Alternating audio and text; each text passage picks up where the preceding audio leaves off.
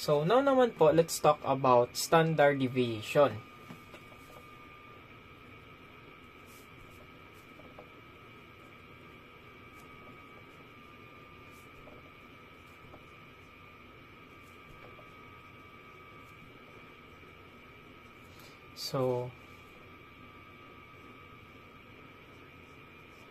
So standard deviation or SD is, ito lang naman po is yung square root ng variance.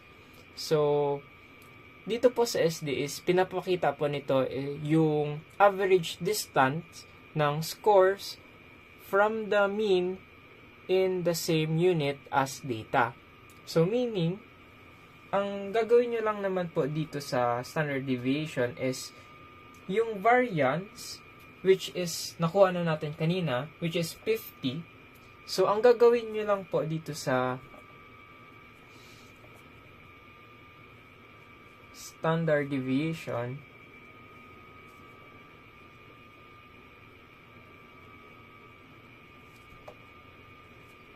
so, ang gagawin nyo lang naman po dito sa standard deviation is i-square root nyo lang yung 50. So, the square root of 50 is 7.7.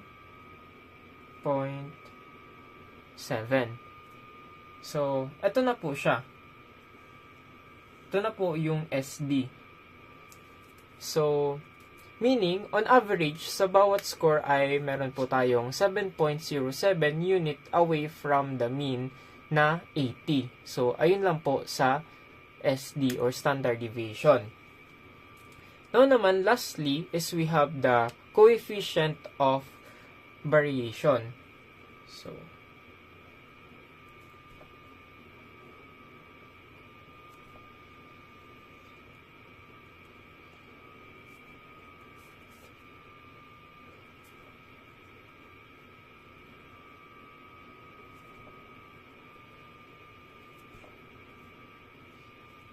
So, coefficient of variation or CV.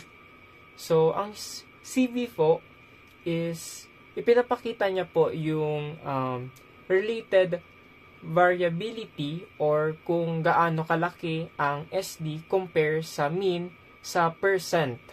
So, ayun po. So, ito po yung kanyang formula.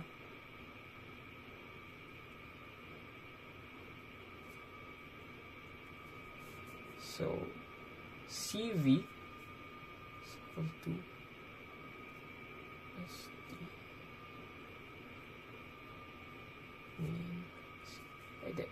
times 100. So, ayan po. So, sa first step po is gagawin natin is i-divide natin yung SD by the mean. So,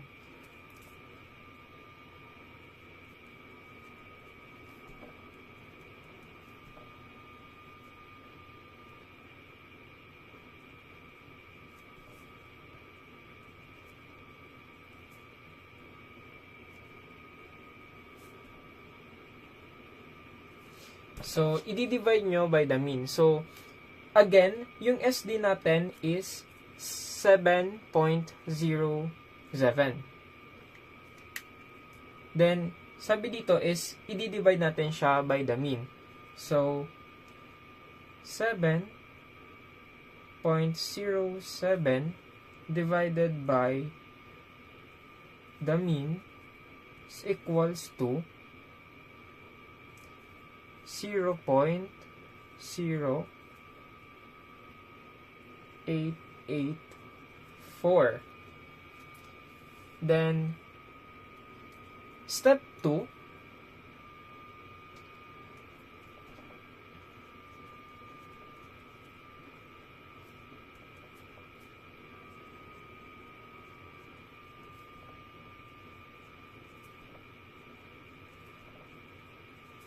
so, step 2 is i-multiply natin siya by 100 para makuha na natin yung kanyang coefficient of variation or yung CV.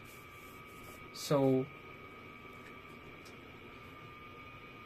0.0884 884 times 100 is equal to 8.84%. So, ito na po yung kanyang coefficient variation or CV. So, again, ang CV po na 8.84% ay nagpapakita kung gaano kalaki ang variation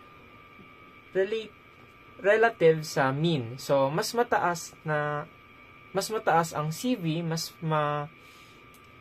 kalat ang data. So, mas mababa ang CV, mas dikit-dikit ang score. So, ayun lang po for my report.